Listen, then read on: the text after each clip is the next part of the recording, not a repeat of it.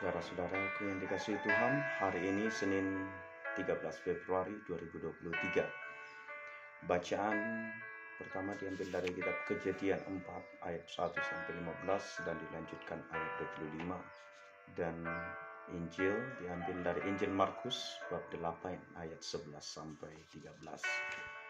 Sebelum kita merenungkan kedua bacaan ini, mari kita memohon bantuan dari Allah. Kita berdoa dalam nama Bapa dan Putra dan Roh Kudus. Amin.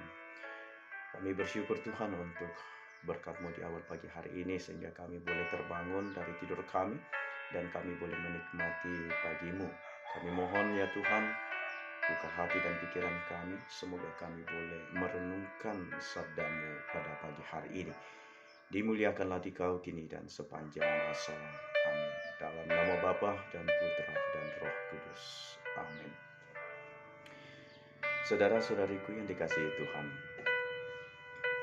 kisah Kain dan Habel di dalam bacaan pertama kita dalam kitab Kejadian itu menyiratkan sebuah pesan bahwa dosa muncul dari kecemburuan, dari iri hati yang berujung pada pembunuhan. Maka kisah Kain dan Habel itu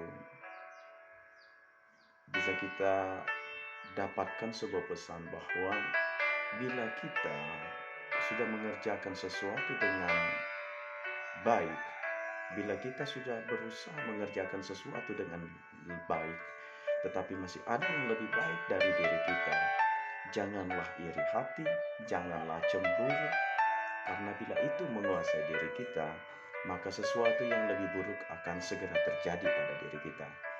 Sebaliknya, kita pun mesti termotivasi untuk berbuat lebih baik lagi dari mereka, maka sesuatu yang lebih baik pun akan terjadi pada diri kita. Tuhan di dalam bacaan pertama mengingatkan Kain pada saat itu.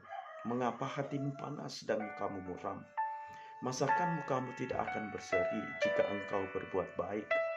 Tetapi jika engkau tidak berbuat baik, dosa sudah mengintip di depan pintu. Dosa itu sangat menggoda engkau, tetapi engkau harus berkuasa atasnya. Namun, peringatan dari Allah ini tidak digubris, tidak diindahkan oleh Kain, sehingga Kain justru dikuasai oleh iri hatinya. Ia tidak mampu mengontrol diri, tidak mampu menguasai dirinya, dan akhirnya apa? Ia melakukan dosa pembunuhan. Dia membunuh saudaranya sendiri.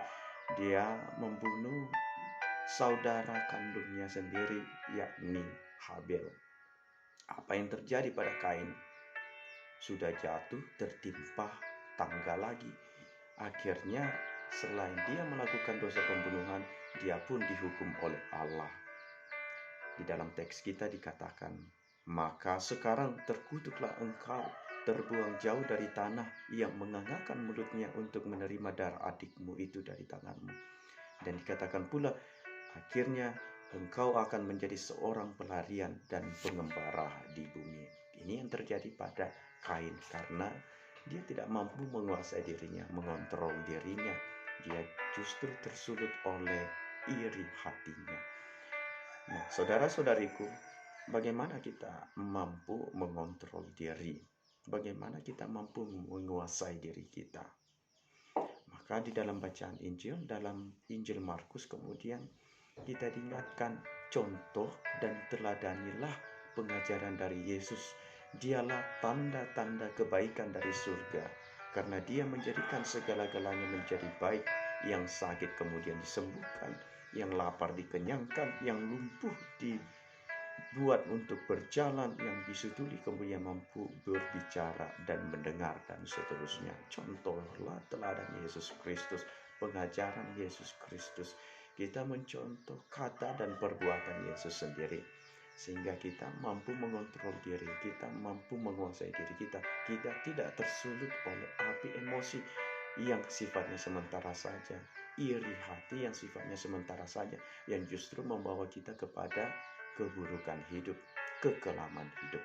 Maka dari itu saudara-saudariku, mari di awal pagi hari ini kita memohon bantuan dari Allah, supaya Allah sendiri hadir untuk diri kita, hadir menguatkan diri kita, untuk mampu meneladan dan mencontoh Yesus Kristus, tanda-tanda kebaikan yang berasal dari surga. Tuhan memberkati kita. Amin.